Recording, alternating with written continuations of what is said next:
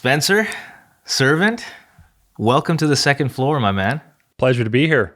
I appreciate you coming on. You had me on your podcast a couple months ago. Yeah, a few months ago. That was a really good one too. It's one where my camera failed in the one direction. I had two going on, but then I had one that had me looking at the monitor, like from behind. And so I wound up using that for the video. And it was like really cool actually. Yeah. Because then I just blew you up. Yeah, I saw that. It was very unique. I'd never seen that kind of angle, especially when I saw the final version of the podcast. It was really well done. Thanks. It was accidental in part, like I said, because one of the angles just didn't work. Yeah, hey. I wanted to cut with two of them. Yeah. First of all, I want to kind of dive in a little bit because for people that don't know, I like to say you're like the white version of me. And I've told you this before. But you are you're a filmmaker, videographer, you're a rapper, you're an artist. You have multiple talents in the creative space. I want to kind of, before we get into the meat of like topics, I kind of want to get into your backstory a little bit. How did you get into, all the music, the creativity? Where does that come from? Well, for me, it started when I was a kid. My earliest memory was playing piano, just slapping the keys on each side, trying to make something that I thought sounded beautiful. I remember thinking, this sounds beautiful. Yeah. And now I know it probably sounded like garbage because I was just mashing the piano. But it was, I don't know, like very formative to start playing piano because it was like emotional expression for me. Yeah. And I started to compose a lot. Like I didn't like to learn music from the sheet. I still can't really read music. I just wanted to do my own thing. So I was constantly coming up with things, and I started to compose at a more advanced level than someone my own age typically would. And I performed in a couple of concert type talent show things. And that was like really important to who I was, and still is, obviously. But then 17, I picked up guitar, taught myself that, and started to sing with words. So then it was like a different level. And though I had written some poetry and I was infatuated with rap, I didn't think I could do that. I didn't think I was allowed. Yeah. And so I just sort of kept going. Yeah. And then eventually I started to get a bit more confidence, and I was like 24 or so, and 25. And about 5 years ago, I got Ableton Live, an intro version, and just thought, screw it, I want to do rap music because my rhymes started to get a little bit more intricate. I was focused more on the scheme, and it just started to come out that way. And I think I just started to feel like, why can't I do rap? Like, why do I have this false, I don't know, narrative in my head saying I can't do something? So that was it. And then I did a Kickstarter. It went through. I got Ableton, and then I started to make my own music and then music videos because I didn't want to pay someone to do it. So I was like, how can I possibly do it? So I started to like work with buddies like Kevin Rosmer who could do it, and then work with people who couldn't do it so well. And I learned from that as well. Yeah. And then eventually I just started to get my own gear and make of enough quality that people wanted to pay me to do it. Yeah. And then I branched off into videography full time, and music is sort of like my main focus, but it's, they feed each other, right? Like, yeah, I agree. I kind of have a similar story to you. Same thing, getting into stuff like I didn't want to pay somebody to do music videos for me. So I was like, okay, we're expensive. It's expensive. It's not cheap. It's not cheap work. So, I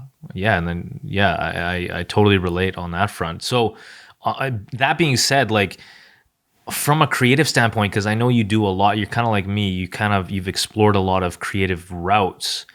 At this point in your career, at least at this point in your creative journey, how have you kind of balanced your creativity? Because I see you doing certain things, obviously social media is kind of whatever, but that's what people see. So like in your kind of realm with everything that's been going on, like how do you balance your creativity?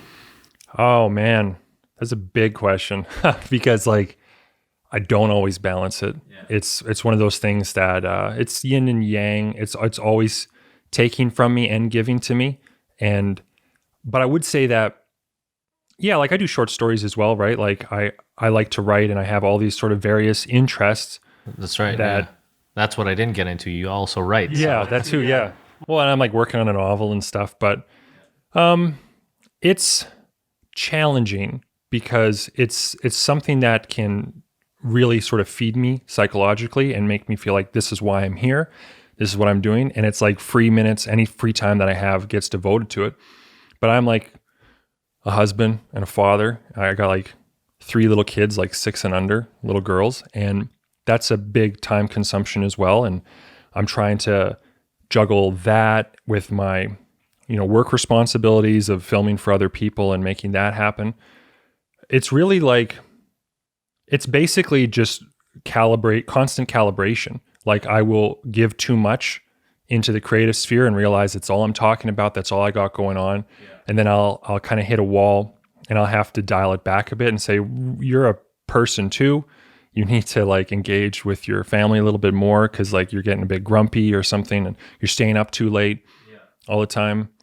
I think like having a measure of discipline about it is important. Like learning to work on something because you want to actually finish it is helpful, because it's helpful even in balancing it, because you're not always just starting things and you're not getting that rush of finishing. Because I see a lot of creative people who are doing that. They're like, I'm going to get into this and I'm spreading myself thin in all these different directions. But when it comes down to it, they just can't get that big dopamine rush of finishing. Yeah. And so like music, songs are shorter projects, short stories, shorter projects. I don't know doing a documentary film or something like that, that's huge. That takes a lot of work. Doing a novel, it's huge, takes a lot of work. It's hard to sometimes celebrate the milestones along the way. But if you've got little things that you're punching out, it gives you that hit, gives you that, oh, this is why I'm doing what I'm doing. Yeah. And for me, it's really important psychologically. Yeah. And I feel like at a certain point, you kind of have to decide what in the moment is kind of like the priority. You know what I mean? Like a lot of the time, especially with kind of like you and I, like I feel like, doing the podcast, doing music, doing videos, like creatively those fill like certain parts of you.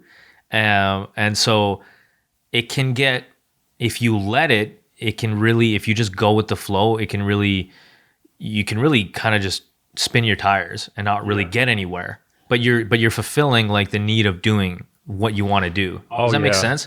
Yeah, totally. You don't get to the finish line, but you fulfill like, oh, I'm doing this. Yeah, in the moment. That's perfect, because that really articulates a place that I've been, particularly last year, which is I've been getting creative fulfillment by like, let's say, writing. I love to make music, but I got so much unreleased shit that it starts to wear on you and weigh on you, and you're kind of like, man, if I'm going to pursue this seriously, then people need to see what I'm doing. And so I think if you're a creative person that you seek just that act of being creative, if that is fulfilling in and of itself, which is probably at its core what it should be for all of us, then you're maybe not that interested in getting it out there. Like you don't care. I have a close friend she's very creative. She kicks ass, but she put out some stuff on YouTube and she didn't promote it. She just did it as like a record in case she dies, in her own words. Wow. And she's like, I don't know what that is, but it's like admirable to me. And then it's also kind of baffling, because when I put something out there, it's like I want everybody to see it. With Pod Power, our sponsors are making it possible for us to amplify the voices of Albertans and Alberta podcasters. This episode, Edmonton Community Foundation is helping us give a Pod Power shout out to Bookwoman. Bookwoman is a podcast about editing, publishing, and writing Indigenous stories. 3 Métis librarians representing nations from across the homeland aim to inspire Indigenous peoples to share their stories in whatever form they enjoy. Guests include Indigenous storytellers from diverse mediums like podcasting, burlesque, books, comics, social media, films, music, and everything in between. You can listen and find out more about bookwomanpodcast.ca. Yeah. So, yeah, I don't know. Well, there's this certain thing that like any type of work, and it's not about just the creative side of things, but you want the work that you create or do to be impactful in some way. Like I feel like that's an integral part of like being human, right? So it doesn't matter if you're releasing music, podcast, song, artwork, working in the corporate world. You want to feel like the actions and the things that you do on a day-to-day have some impact in either your circle or the world, right? So with us, it's like obviously we want the most eyes on it. So I'm also baffled by the fact of like creative people who are just like, nah, I'll just put it up on YouTube and like forget about it, or like I won't promote it. And it's like, I feel like, and this is just my really, really strong opinion, that if you don't share your work to the world, you are essentially just, it's almost like a disservice to the people around you. It's a disservice to honestly, like everyone, because each one of us is different in our own way, obviously, but you not trying to impact people with the work that you're doing is almost, I just feel like it's a disservice to people. Because like what's the purpose then? Obviously the purpose could just be self-fulfillment, but I know that the other side of it, the other side of the coin, is we all want to feel like we are making some sort of impact, whether that's small or large. Yeah, no, I think you hit on something there for sure. I feel like there's different kinds of creative people, and that drive for attention is one that honestly I've struggled with it, because it's like, I don't want to do this just for attention. I don't want to just people to think I'm awesome. Like, I don't want that to be the driving force of why I do what I do. And so I work hard so that it's not that, but it can creep up. But then I feel like there's just other people who are maybe more sound of mind, that they don't have that drive for attention, let's say, but they have immense talent. But like you say, maybe the challenge for them is not, it's an inverse challenge. For me, it's like hard to keep this stuff in, and for them, it's hard to put it out. Yeah. But we both have kind of an obligation. Like, I can't put too much out in a way, because there is a refinement process. Like, as an artist, you're a craftsman. You're taking something and you want to put the work into it, and you don't just want to be like unfiltered garbage all the time. You know, like, you want to make something good. Yeah. And so that can be like someone who's really attention seeking. They got to learn how to work. They got to learn how to shut the door and actually get it done. And then people who are, you know, they need to maybe get comfortable with being vulnerable in some space, because you don't realize what impact that could have. Right. I don't think that everyone needs to like be promoting themselves and like trying to go on world tour or anything like that. Yeah. But there is definitely something to be said about, if you're hiding your talents, if you're intentionally not going out there and doing something with it, what psychological pathology does that root from? And is that healthy? Yeah. You know? Exactly. So, yeah, it's worth considering. It is, yeah. I think, like you said, there's that two sides of it: people that need to share more, and then people that need to close the door and just hold off a little bit. And I think that ties into like social media, because I think that really impacts the way our psychology is, the way we think.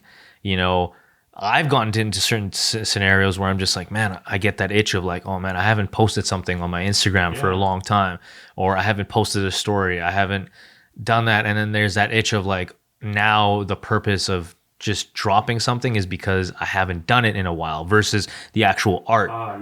You know what I mean? Like you said, like there is a refinement process. There should be a refinement process. Sometimes I've done this where it's just like, fuck it, drop it because you haven't dropped something in 2 weeks. Yeah. You know what I mean? And I feel like sometimes I get into my head of like social, and just that itch of like getting that rush of dopamine, a rush of likes, rush of comments. Yeah. And it's easy to fall into that trap. But I look at it now of like, it is part of our process. I feel that this is like, in this day and age, you don't use social media to your advantage of putting yourself out there, showcasing your art or your work, you are losing, because it is now part of society, whether you like it or not. Right. This is where we've evolved to. This is where things are going. So I don't know. That's just my opinion. I think you're perfectly entitled to it. Yeah. I don't think it's wholly wrong in any observable way I can tell. Like, you have to be willing to play. I think that you got to have your goals in mind. Like, you know, some people, like, obviously the world is more than just music or art, right? And I sometimes think that, you know, I'm surrounded by artists all the time. I'm talking to them like you, or on my own podcast, I'm talking to creative people. But there's a lot of people who are not creative, are not all that creative, and they really benefit from the creative arts too. There's a really good example. You know a guy named David Goggins? Yes, sir. Yeah, David Can't Hurt Me. He's got this great book. Goggins is the man. He's a beast. Yeah, well, I think about when he's talking about one of the hell weeks he was going through to be in the Navy SEALs. There was like this dirge, like this song from Platoon, the movie, and a part where Willem Dafoe throws his arms up and there's helicopters flying above and he gets killed or something like that. And it's like this ironic thing for him to be singing that in the intensity of Hell Week when he was going through like the tides and stuff like that. But it kept him going, and like he can't hold a tune at all. Like he can't sing, but that was the thing that got him through that intensity. And so it's like someone who, let's say he's not an artist, but that power over his life was so immense, so palpable, that it brought him through to get to one of his greatest achievements of all time. Like art is such a phenomenal role that it plays in society. And social media is kind of it's like one of the tools of voice. You know, it's like you can't speak the language if you want your stuff to land on ears so people can understand what you're saying. Social media, unfortunately or fortunately, is one of those. It's a device that we use to speak. So people won't even hear you unless it's on our Facebook feed, or they won't even hear you unless it's on Instagram or something. And that's like, to me, it's like there's something kind of sad about that, but then there's also something kind of freeing about it when you think like, yeah, this is the arena, this is the world as it is, and I have to be willing to jump in. Yeah. I want to take a slightly different turn. I want to talk a little bit about rap. Now I've heard your rap. I think it's dope. I think you have your own unique kind of sound. Your videos are they're different, and I like that approach because you're doing kind of, you know, you're taking the ideas that you have and you're turning them into reality. What do you feel about the rap game right now? How do you feel about the climate of rap? What are your thoughts on just like where it's headed and like what's going on right now? That's a good question that literally nobody ever asks me. Cause like, I'm like a rapper who's like, I'm not part of the culture, or haven't been in along the way, because I was just hiding in my closet. Like, no one's going to think I can rap. Yeah. You know, I can't be part of this. And then it's like, gradual encounters, like people like you, for instance, when we performed together. I just started to like open my eyes, like, oh, maybe I can have a voice in here. Like I can be doing my own thing. So I would say that like rap in general, rap is to me, obviously, it's like one of the most potent forms of verbal art. It's something that it has such great capacity, because what other musical form can you literally speak a whole essay at someone in a span of 3 minutes? Yeah. That's an incredible thing, because there's power in brevity, you know, and we all like a little bit of Bruce Springsteen sometimes, and there's power in that and it hits the mood. But there's also power in longevity. There's also power in being able to articulate something in a clever or interesting way, in a fast-paced way that sometimes takes multiple listens before you even understand.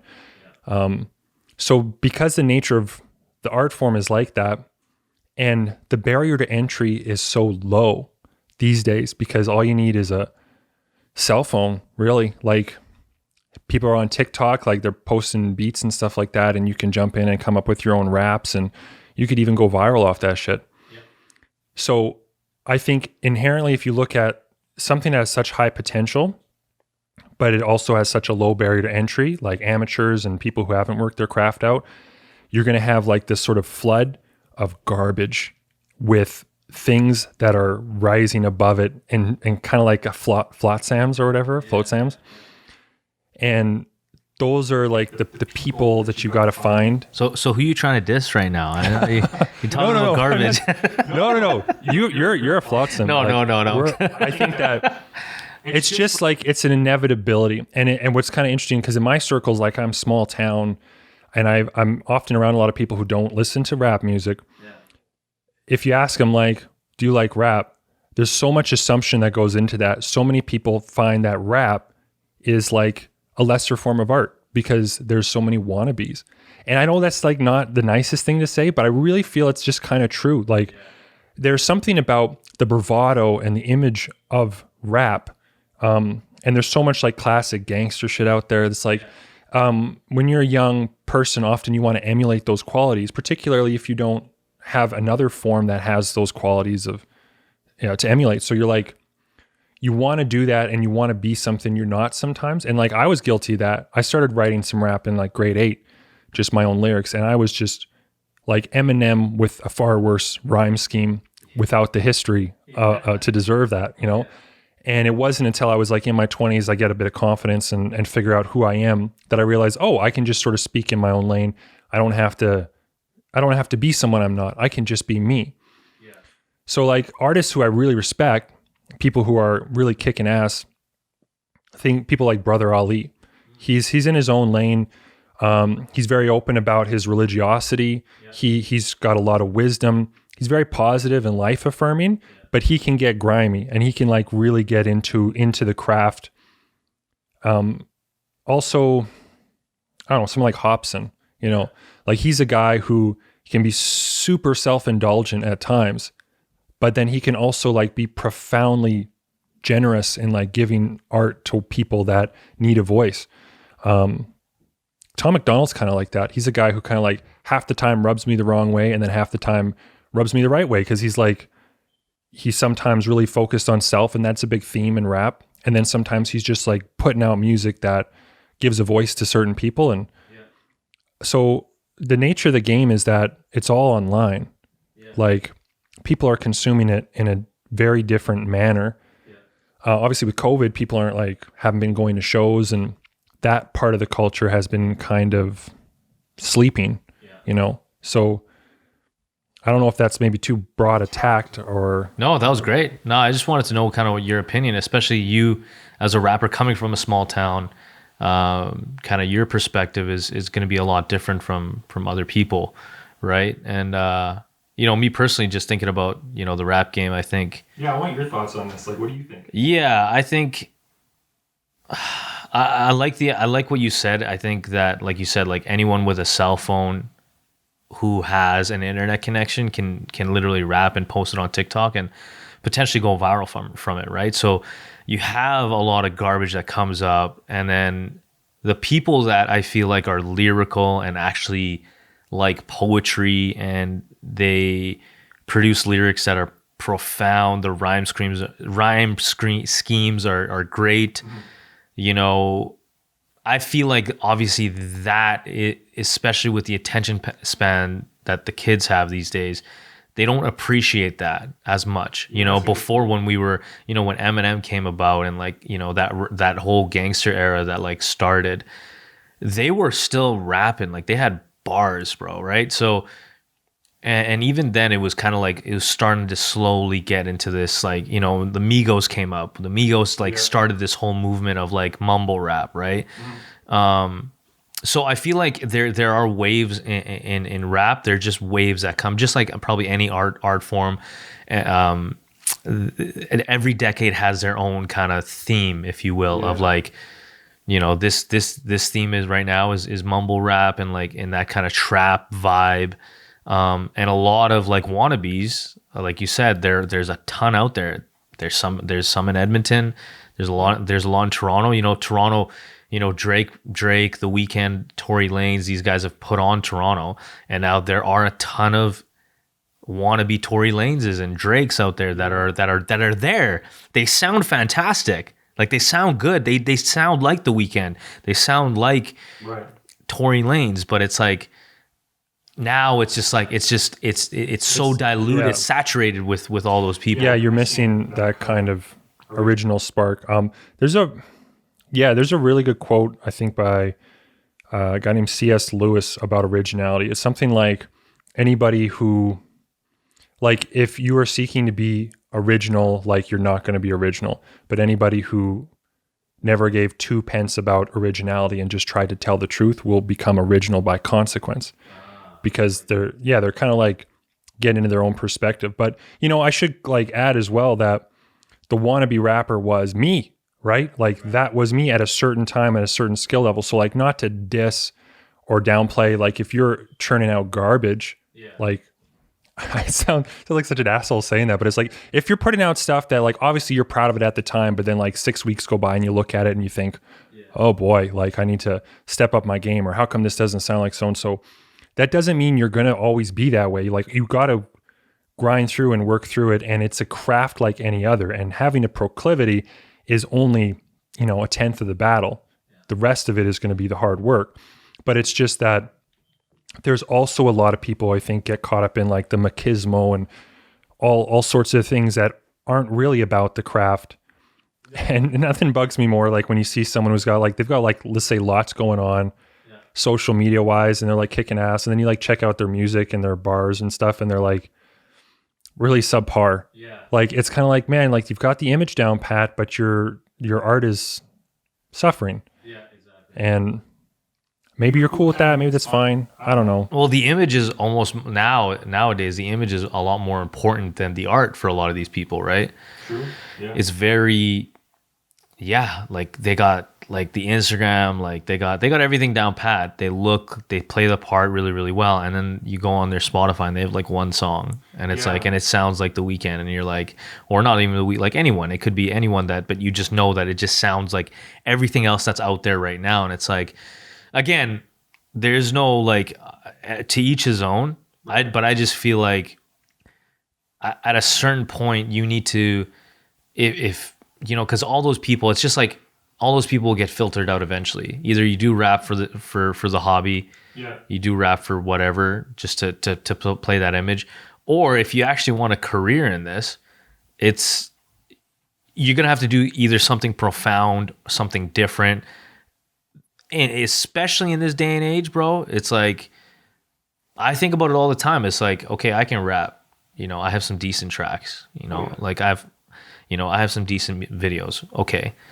But do I really have anything that stands out?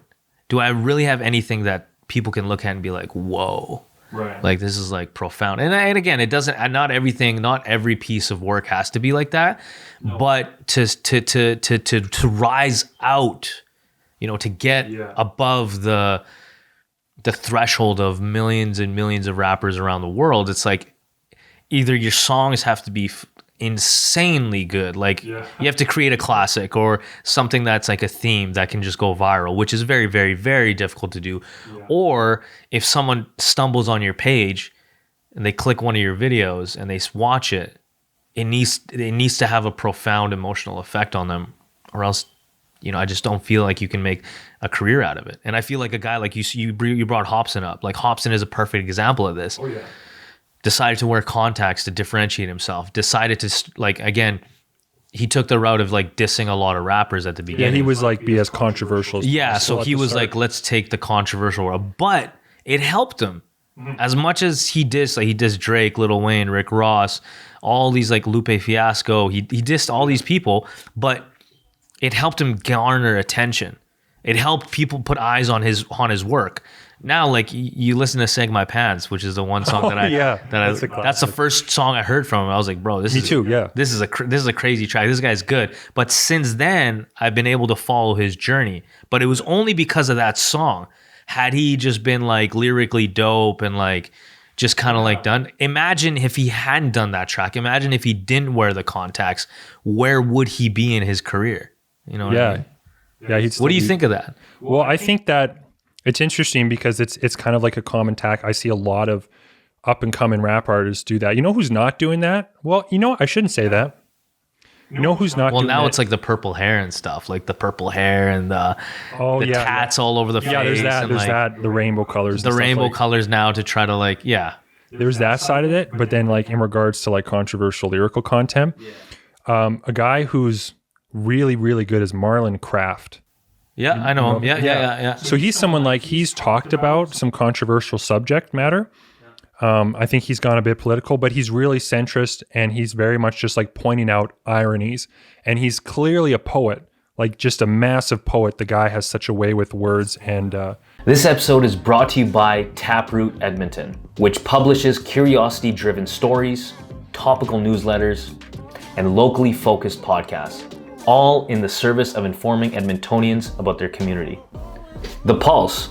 Want to start your day informed? Check out The Pulse, Taproot's new daily news briefing. The Pulse tells you what you need to know about Edmonton every weekday morning. You'll get short, informative updates about what's happening at City Hall, plus coverage of business, tech, food, the arts, and more. You'll also get a bit of whimsy from features such as a moment in history, chart of the week, and the Friday podcast pick. And it's free. Sign up today at taprootedmonton.ca/pulse. That's taprootedmonton.ca/pulse. I can't remember one of the music videos. He was like in a school and he was like walking around in the school. Yeah, I saw one of those. I really like that video. Yeah, he's also like, his video approach is like stupid good. Yeah. Or what's the word? Keep it simple, stupid. Yeah. He has the KISS principle. He's like, all right, I'm just imagining Marlon Craft being like, all right, video guy, you're just gonna walk. We're gonna like walk down this part of the hallway, and then we're gonna turn around and go the other way. Yeah. Whole video. Yeah. And for some reason, because of his content and his nature, and I like that. I like the simple approach. I find it really. I really like that approach, because especially with us like independent artists, like we can't get a full it's cheaper, but I always think about like, how can you make something visually appealing but as simple as possible? Because I've seen a lot of music videos, even the bigger artists that do, where it's like a one take, or it's like something are engaging. They are engaging, man. And as much as people like, oh, like there's no, like, imagine there's no edits on it, it's just one take, but then things are happening on set, like something's happening that's just like catching your attention. It's very, very simple. Yeah. Marlon Craft did one where he was like, it's like really simple. He's like around a dirt pit or something like that. And then at one point he's just kind of like going through, and then he grabs a chair and he shakes it like this, and his whole outfit changes. Oh, cool. And he keeps going. And I was like, whoa, how did you do that? How'd you do that? And I'm rewinding it, and I realized, oh, I think they're just like doing some color key shit. Like it literally, like he's wearing a plain shirt and then he's wearing another shirt. And I think that they just literally switched it so it looked like he was wearing jeans and he's not. He didn't change outfits, but it was like a visual edit trick where they kind of shook the camera for a second. Anyway, like, yeah, stuff like that. Yeah, it's simple, but it's dope. Even like you've seen Joyner Lucas's Will. Have you seen Will? Oh, yeah. The that music video Will. That's such a fire concept. It's so crazy. And the cool thing is, I've been listening to Joyner. Even like a guy like Joyner, whose career has been came off of like not controversial, but like really, really engaging videos. Mm-hmm. Even he was saying in one of his interviews recently that he actually makes the concept of the video first before he makes the song. That's interesting. Yeah. What do you think of that? Well, I think have you taken that approach at all? I have taken. Because I never have. In writing, like sometimes in writing, like I've written this project. Can't really get into too much, but it's maybe for like. You're not going to give the Second Floor Family an exclusive or what? Well, I'll say a little bit about it. It's like it's a music video. So I did a song called "Suspect" with my friend Lindsay, and she's a really talented singer-songwriter, Lindsay Rendelman, out of Red Deer. Yeah, and she's in a band called Loser Tuesdays as well, and they're fun. I don't know, they got a lot going on, and we've been friends for a long time, and we actually went to school together as kids, and then we like didn't talk for like 10 years. Then we re-became friends, collaborated, made the song "Suspect," and it got some attention from this group that they wanted me to price out a potential project that had to do with raising awareness about an issue, but then also tying in with a music video concept, kind of like an active campaign. And if they get the funding, then it's going to happen. So it might happen. But if funding doesn't happen, I'm still doing the music video, but in a different concept. And I did this with Lindsay. We collaborated again, and we had some back and forth. And in this one, I was thinking about the music video as I was writing it. And in fact, even in the production of it, like there's a little bit of an epilogue at the end where I'm picturing like what's going to happen in the video to kind of sync up to the song. Yeah. And like, I think just the nature of the more you work with video, the more that you can see the two influencing one another. Yeah. But I've never been like, it'd be a dope video, and then just right to that. I don't think I've done that. Yeah, before. me neither. I haven't done that, but I really want to take that approach, or at least take an approach of like thinking about the music video as I'm writing a certain song, because I feel like that's very powerful. And I think a guy, like I said, a guy like Joyner, who's built his career from like not having a name to now collaborating with the biggest names in the culture because of those videos. Like, I don't know if you've looked at Joyner's a lot of Joyner's stuff, but I encourage you to go look at like go to like, honestly, like go from his oldest videos and go up and just watch a couple, because you can tell that each video is very purpose driven. Yeah. Like one video is about suicide, the other video is about a kid getting shot, the other video is about, you know, falling into, you know, money, sex, and drugs. And like, he's very purposeful with his videos. And I, as a videographer, filmmaker, and I'm sure you're the same way, we can appreciate that, because it's like, you know, that he took the time to come up with a dope concept for the video.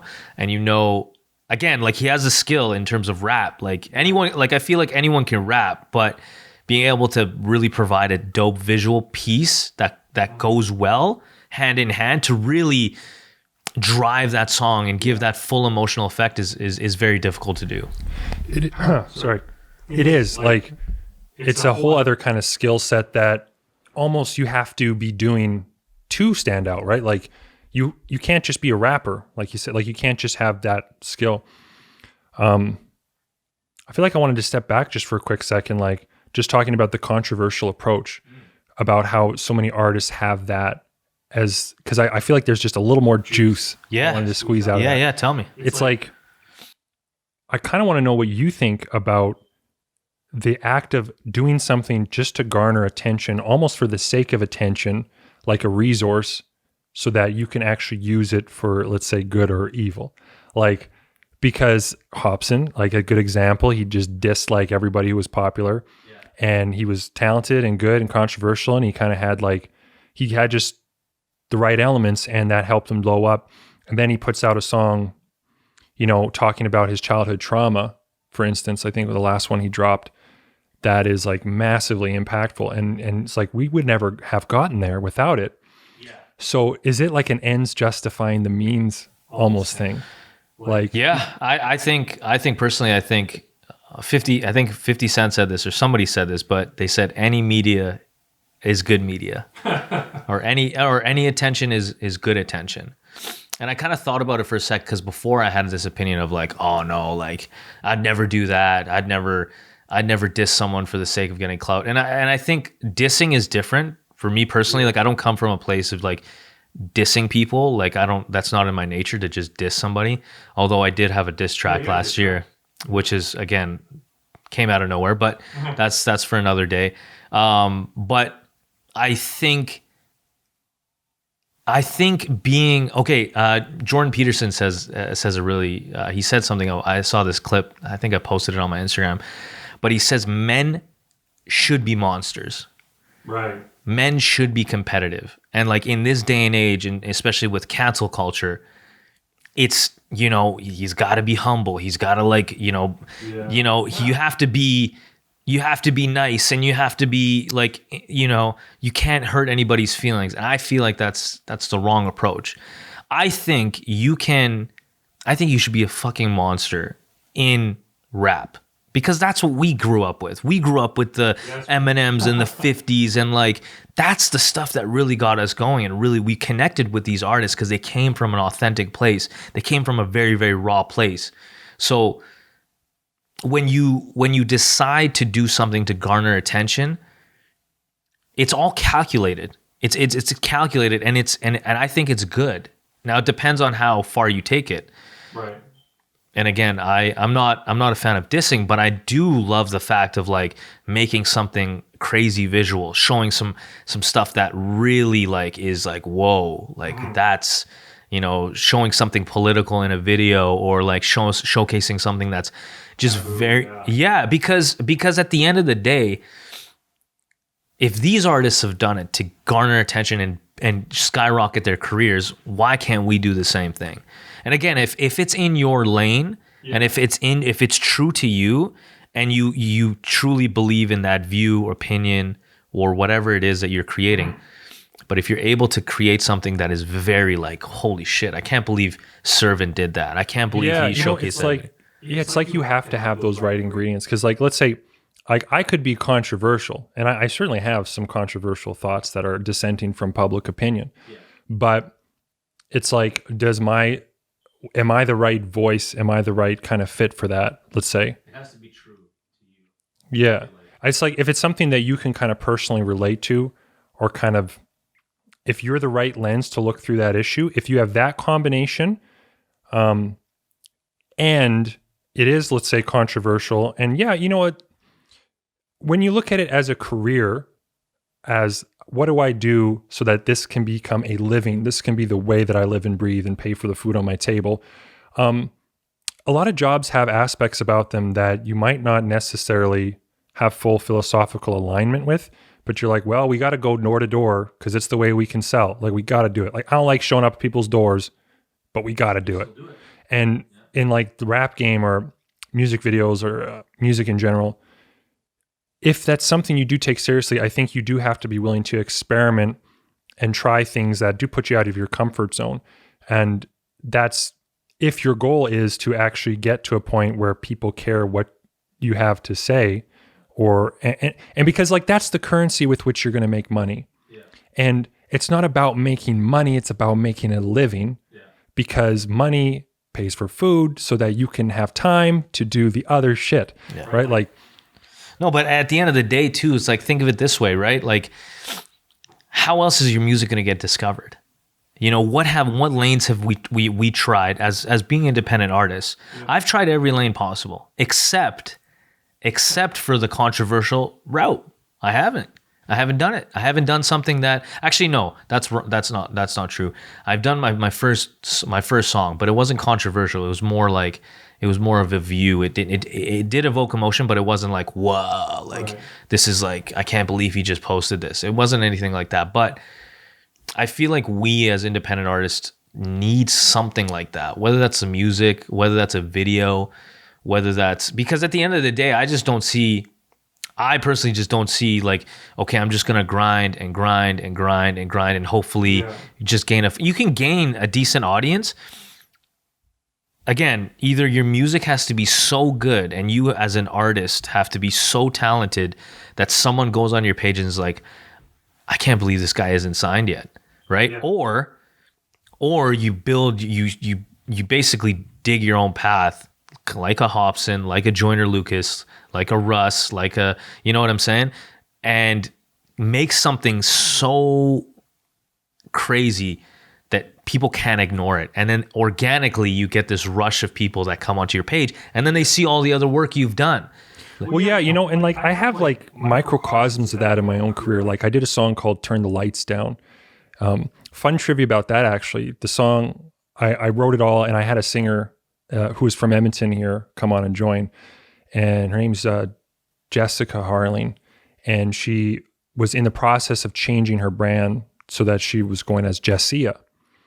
And anyway, so it was like she didn't actually get credited on the track. She was more just a vocalist that I hired, but she was really nice and it went really well in this Turn the Lights Down song. And anyway, I just checked like last month and she blew up. She's got this song as Jessie that streamed like 26 million times. What? She was the picture of the Spotify playlist for Canada. No way. And she was like, she woke up, she was on a billboard in Vancouver for Amazon Music. Yeah, she like blew up. Anyway, she's really nice in person. She's lovely, but she was like on my track, Turn the Lights Down, which was, yeah, it was just this cool little bit. But that song is kind of controversial because it was about me and my own sort of struggles with pornography. And I really wanted to do a video for it. And so eventually when I did, like that one got a lot more organic love than a lot of my music. Like it was something that I know, like when I've performed it live, it tends to be one where people come up and they're like, man, that like I relate, or man, I really connected with that. Yeah. And it took like certainly a level of vulnerability to kind of open up about it. But it was also kind of like saying that, you know, there's a lot of negative effects of pornography. And believe it or not, that's a controversial thing to say because some people are like, go porn. Porn is totally fine. It's great all the time.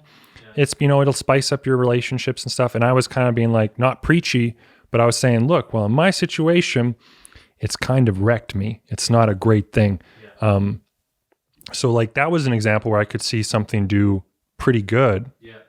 And I feel like if it had even more marketing power behind it, maybe you could have lifted off even further. But you certainly need to be bold. Like that's definitely a good takeaway here. Because if you're not being bold, or if you're hiding away from saying certain things because you think it's going to rub people the wrong way, you're a coward. Period. Like you're hiding. And maybe you have good reasons to be a coward for the time. You know, like maybe it is important you protect yourself, or if it's sensitive to someone you love. Like I understand we can't all be superhuman all the time, but you shouldn't be trying to hide from the truth in art. You should be addressing it head on. And I think that there's kind of like a sleazy way to do that, to garner attention. And like, I think even Hobson himself would admit that just dissing like Drake and like all these people is kind of sleazy, because it's like, he's kind of like grimy, you know, like you're pulling off people's coattails to get up. But it certainly worked for him, and he's done profound work. It's no knock against him. It's just like, but there's also a way that's like, you can hit the truth right on the nail. And Joyner Lucas, I think, did that with I'm Not Racist, for instance, where he's like, you know what, I'm just going to try my best to present two different sides of the argument, two people from different walks of life, and I'm just going to try to tell the truth as best as they see it. Like he didn't get real political about it or nothing. He's just like, this is how I'm going to do it. And then he did it. And because it was so true, and so many people could identify with either side of the lane there, it just, like it cut through the noise. And it was a simple video. Oh yeah, it was simple. The video was very simple. It wasn't anything crazy. It was just two guys sitting across from each other. They're like, let's just like run through this like 6 times and we'll get a few different angles. That's it. Like, Literally, And that's what I really like about the simplicity of certain things. But yeah, man, I totally believe now. Like I have gone through a decade of creating, and I've looked at every strategy possible. I've looked at everything. I've studied everybody, and I sit and I listen to interviews. I know shit about people, especially the people that come up, and I figure out, okay, what made this guy? How did this guy come from the basement, and how did he's in, top 10 or whatever. He's made a living out of something from his basement, which is totally admirable and respectable. And it's like, as a creative, it's something that I look up to. But I've studied all this, and I realize that as much as people say, you gotta, or like a lot of people that give out advice on YouTube and on Google, they're like, you got to post like 3 times a day, or once a week, or else you're not going to build an audience. I'm like, fuck that. Now at this point, I used to be like, oh man, I got to keep posting. And now I'm actually taking a step back, and I'm like, you know what? Like the art matters, and the way you deliver your message matters. You know what I mean? So there's two things there. If you know the art is good, if you know the messaging or whatever, the song is good, right? If you don't have a marketing piece that can help supplement that song, it's going to go to shit. Or if it's so good, it might go viral through TikTok or whatever lane, out of, spontaneous, just putting it out there and letting the world like take it over. But I don't like to leave shit to that. If you have a song and then you have a marketing piece, whether it's a video, a campaign, whatever that is, if it's good enough, it will take off. And I've seen it through a great example of this, and I want to bring this up. Russell Peters. You know Russell Peters, the comedian? He in 1996, he did a whole stand-up show, one of his first stand-up shows on CBC. And it was the exact same show that he did that blew him up like six or 7 years later, okay? And it was the exact same.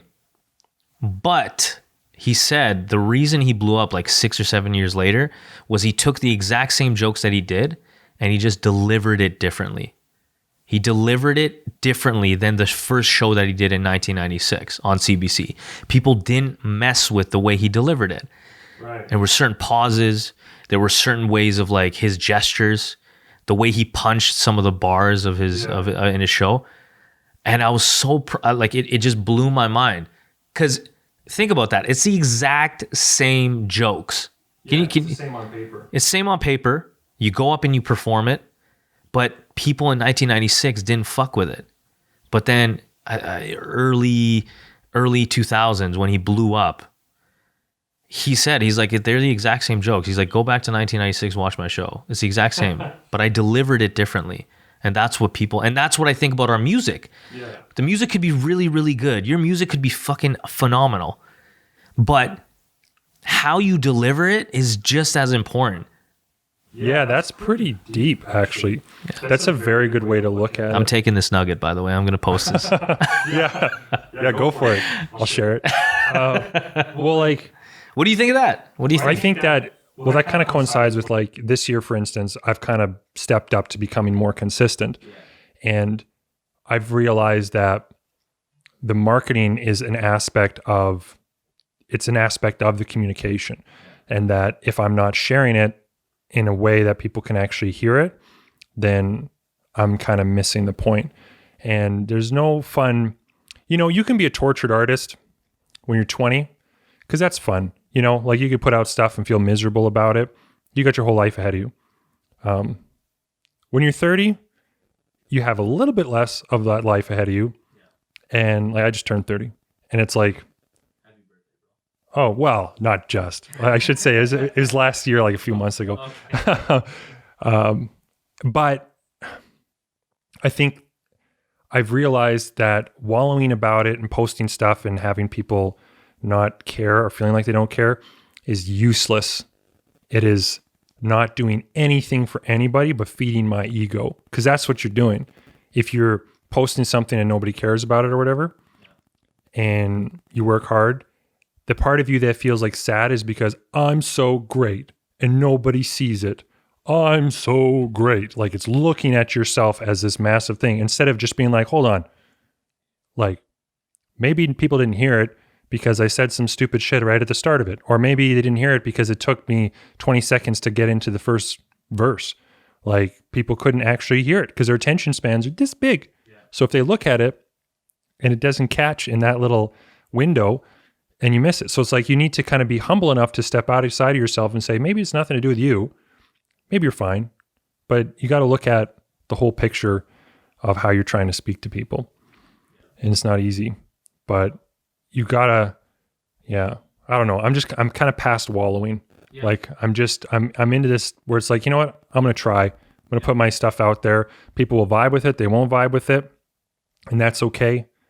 And I don't have to care because I'm still doing what I love. You're gonna as you go along, your craft is gonna get polished and polished. You're gonna start to refine certain things that might, 3 years from now, you're gonna be like, man, did I really post that? You know what I mean? It's the same shit, right? You keep getting better at what you do, and then you start refining your sound, your videos, everything.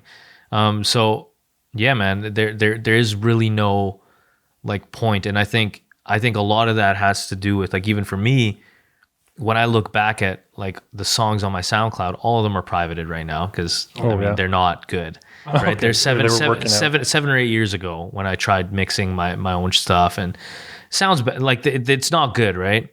But I think that now when people look at my stuff, they're like, oh shit, like he can actually rap, right? Like people that just stumble upon my shit and they're like, bro, like you're good, like you're decent, like but like they don't know all those years of me spending the time and effort to get to this point, right? And we it's easy to make it look easy and be like, yo, I can rap and do whatever. So I think the journey is very important to try to enjoy as much as trying to get that attention, as much as trying to get to the next level with all this stuff, man, with all this stuff. I want to take a little bit of time for my Patreon subscribers. That's right. So for those who have tuned in all the way up to this, make sure to subscribe to the Patreon. If you want, Srvent is going to drop some some gems here, some valuable gems for creators, for filmmakers, those who are in the music industry, or just creativity in general. This man lives by what he does. So, yeah, if you guys want to head over there right now, we're about to dive in. Srvent, my man, it's your time to shine, man. I know we were talking about doing a little bit of a freestyle. Obviously, you allowed me to do a freestyle on your podcast, so I am giving you the a cappella version on the second floor, first time ever. We want to hear Srvent, so the mic is yours, my man. Okay, yeah, I'll do a little something. I'm on what I call a mission to right wrongs. Listen how I talk. Poetry spit from my sizzling gums, man, they feel a pinch numb. Which one of you bent thumbs will give me and my Instagram big love? If I dig into my skull, incision through my thoughts, would you tell me that shit's awesome? Or would you just swipe up till I'm gone like past trauma? Man, I'm honest on the mic. It's a problem of mine. I wallow and cry through a bottomless mine of stupid decisions, all them entwined with my cruel intentions. If I can't make you smile, then I'm foolish and senseless. If I can't make you cry, then my music's a gimmick. If you ain't mad when this pen's in my hand, then I'm missing my chance to help you feel forgiveness. And I write what I think is beautiful. I admit it. It pulls me up out of this woeful existence. I keep grinding it out through these words, and then some. Sometimes what I hear is like a shot to the arm, a full injection of penicillin. But this life-saving drug keeps my head from detaching, but still, the shit's spinning. I don't know why I'm here if there's nobody listening. Let's take a step back for one focused whole minute. I don't write this for you. I don't write this for Instagram likes. If I did, I'd have quit a long time ago because I'd have had too much to prove. I don't write this as a form of expression. This is my only expression. It's why I do what I do. So tell me I'm crippled by a need to scribble. Say that I'm wrong to write poetry, dark riddles, short stories. Say it's just bark whittled. Say I'm alone, moping like one stark fiddle. Say my words are putrid and gross like a pool of warm spittle. They're still pulling me forward though and giving my life a reason. They're taking all my experience and breaking it down to sip easy. They're cooling my throat like iced tea on a warm beach. All this writing makes my life better.